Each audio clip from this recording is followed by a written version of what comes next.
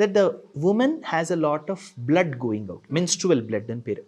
எனக்கு தெரிஞ்ச வரைக்கும் ஐத்திரேய பிராமணத்திலேயோ ஐத்திரேய உபனிஷத்துலேயோ எனக்கு எக்ஸாக்டாக ஞாபகம் இல்லை, அதில் ஒரு வரி வரும், அந்த மாதவிடாயில் வரக்கூடிய பெண்ணுடைய ரத்தம் அக்னிக்கு ஒப்பானது. It is not some impure or something. அப்போ அந்த பெண் அவ்வளோ பிளட்டை லூஸ் பண்ணுறான், அது வீக்னஸ் வந்துடும், கிராம்ப்ஸ் இருக்கும், அது it is a distressful period. சி எனக்கு தெரியாது, பட் ஆனால் நான் இதெல்லாம் கேட்டு படித்ததில் நான் சொல்லிட்டு இருக்கேன். அப்போ at that point in time the women especially அந்த காலத்துலலாம் பேட்ஸ் எல்லாம் இல்லை Pavithra. It was not an easy life for women to just go out.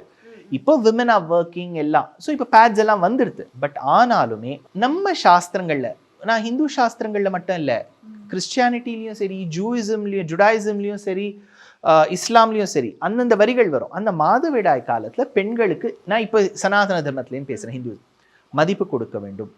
திரௌபதியை வஸ்திராபகரணம் பண்ணும்போது அவள் மாதவிடாய் காலத்தில் தான் இருந்தா. ஏகவஸ்திரா ரஜஸ்வலான்னு பேர் அவளுக்கு. அப்போதான் பெருமாள் நாமத்தை கூட்டு பெருமாள் அனுகிரகம் பண்ணார். பெருமாள் ஒரு நாளும் பெண்களை வெறுப்பது கிடையாது, விரும்புகின்றவர் பெருமாள். ஏன்னா சர்வலோகேஸ்வரனுக்கு பெண்ணு ஆணை விட வசதி. ஏன்னா ஒரு உயிரை சுமக்க கூடியவள்.